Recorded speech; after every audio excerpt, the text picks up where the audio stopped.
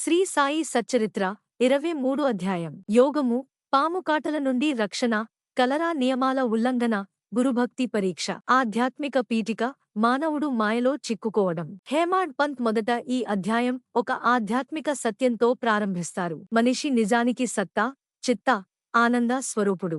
కానీ మాయ అనే గొప్ప మోసగాలి మనిషి మనస్సును తన వలలో బంధిస్తుంది. మాయ ప్రభావంతో మనిషి తన నిజస్వరూపాన్ని మరిచి తాను కర్మ చేసేవాడిని అనుభవించేవాడిని అనుకుంటూ అంతులేని దుమఖాల సముద్రంలో చిక్కుకుంటాడు. ఈ బంధం నుండి విముక్తి పొందటానికి ఒక్కటే మార్గం ఉంది, గురువుల పాదభక్తి. బాబా వంటి మహానుభావులు అవతార పురుషులు సద్గురువులు తమ ప్రవర్తన ద్వారా మనకు ఎలా జీవించాలో చూపిస్తారు.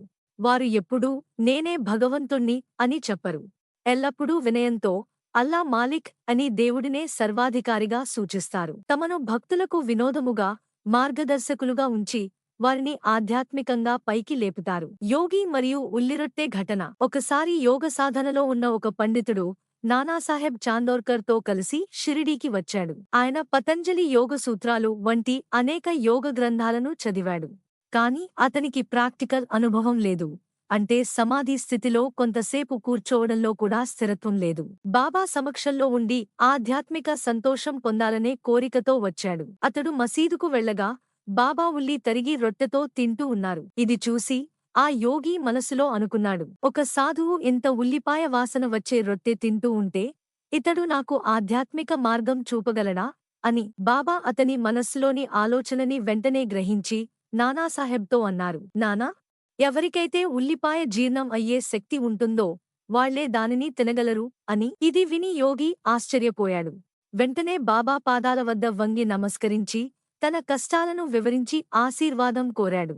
సంతోషంగా బాబా ఊది ప్రసాదం ఇచ్చి పంపించగా అతడు హృదయంలో సంతృప్తితో షిరిడీ విడిచాడు. పాముకాటు నుండి శామాను రక్షించిన బాబా. హేమాడ్ పంత్ ఇక్కడ ఒక ఉపమానం ఇస్తారు. పింజరంలో ఉన్న పక్షి స్వేచ్ఛగా ఎగరలేనట్లే మాయ బంధంలో ఉన్న మనిషి కూడా ఆధ్యాత్మిక స్వేచ్ఛ పొందలేడు.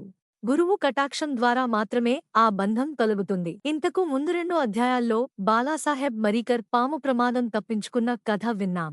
కాని ఇప్పుడు మరింత ఘనమైన ఘటన. ఒకరోజు శ్యామ మాధవరావు దేశ్ పాండే ను విషసర్పం కాటేసింది. కాటు కాస్త గట్టిగా ఉండటంతో విషం వేగంగా శరీరంలో వ్యాపించింది. శ్యామ ప్రాణాలు పోతాయని భావించాడు. ఆ సమయంలో అతని స్నేహితులు విఠోబా ఆలయానికి తీసుకెళ్లాలని నిర్ణయించారు. కాని శ్యామ మాత్రం నా విఠోబా బాబానే అని బాబా వద్దకు పరిగెత్తాడు. బాబా అతన్ని చూసి కొంచెం కఠినంగా అన్నారు, ఓరి భయపడే పురోహిత, పో, వెళ్ళిపో, నీ వెక్కినో చూడు అని. ఇది విని శ్యామ నిరాశ చెందాడు. నా ఆశ్రయం బాబాగారే అని అనుకున్నా ఇప్పుడు ఆయన నన్ను తరిమేస్తే ఎక్కడికి పోవాలి అని తికమకపడ్డాడు. కొంతసేపటికి బాబా మామూలు స్థితికి వచ్చి శ్యామాను పిలిచారు. భయపడవద్దు, ఈ దయామయ ఫకీరు నిన్ను రక్షిస్తాడు. ఇంటికి వెళ్లి ప్రశాంతంగా కూర్చో, బయటకు పోవద్దు, నాపై విశ్వాసం ఉంచు, నిర్భయుడో అవుతావు అని భరోసా ఇచ్చారు. తర్వాత తాత్యా పటేల్ మరియు కాకాసాహెబ్ దీక్షిత్లను శ్యామ వద్దకు పంపి ఆయన గృహంలోనే ఉండాలి, పడుకోవద్దు అని చెప్పమన్నారు. కొద్ది గంటల్లో శ్యామ పూర్తిగా కోలుకున్నాడు. హేమాడ్ పంత్ వ్యాఖ్య. బాబా చెప్పిన పో, వెడలిపో, కిందకు దిగు అనే మాటలు ఒక మంత్రంలా సర్పానికి ఆజ్ఞ ఇచ్చినట్లుగా ఉన్నాయి. ఎటువంటి ఔషధం లేకుండా కేవలం బాబా మాటల శక్తితో శ్యామ బతికిపోయాడు. కలరా నియమాల ఉల్లంఘన. ఒకసారి షిరిడీలో కలరా వ్యాధి వ్యాప్తి భయంకరంగా ఉన్నది.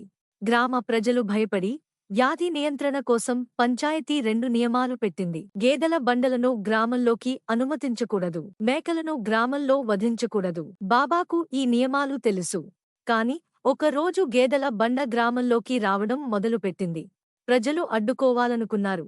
బాబా అయితే ఆ బండను మసీదుకు తీసుకువచ్చి గేదెలను కొనుగోలు చేసి తన దినచర్యలో ఉపయోగించుకున్నారు. ఇందులో ఆయన భావం ప్రపంచం అంతా దేవుడి ఆధీనంలో ఉంది, భయం అవసరం లేదు అని.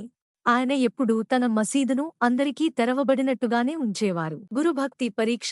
మేక బలి సంఘటన. 2వ నియమం మేక వధ నిషేధం ను ఉల్లంఘించిన ఘటన. ఒక ముసలి మేకను ఎవరో మసీదుకు తెచ్చారు. ఆ సమయంలో బడే బాబా మహమ్మద్ ఫకీర్ అక్కడే ఉన్నారు. సాయిబాబా ఆ మేకను కత్తితో నరికమని బడే బాబాకు చెప్పారు. బడే బాబా ఆదేశాన్ని అంగీకరించలేదు. తరువాత బాబా శ్యామకు చెప్పారు, కాని శ్యామ రాధాకృష్ణమాయి వద్దకు కత్తి తెప్పించమని వెళ్ళగా ఆమె తిరస్కరించింది. చివరికి కాకాసాహెబ్ దీక్షిత్ వచ్చారు. ఆయనకు కత్తి ఇచ్చి మేకను నరికమని బాబా ఆదేశించారు.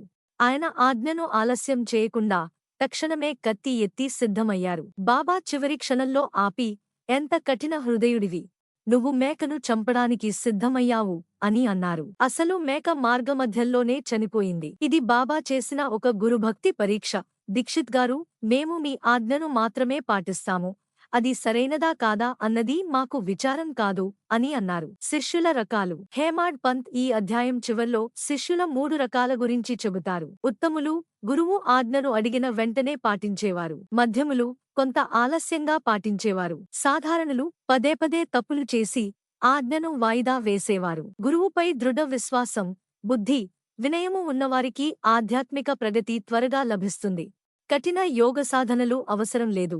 గురువు చెప్పిన గుణాలను అలవరుచుకోవడం చాలు. ఇంతటితో ఈ అధ్యాయం ముగుస్తుంది. శ్రీ సచ్చిదానంద సద్గురు సాయినాథ్ మహారాజ్ కి జై. మరిన్ని మంచి భక్తి కథలు మరియు వీడియోల కోసం ఈ ఛానల్ని సబ్స్క్రైబ్ చేసుకుని లైక్ అండ్ షేర్ చేయండి.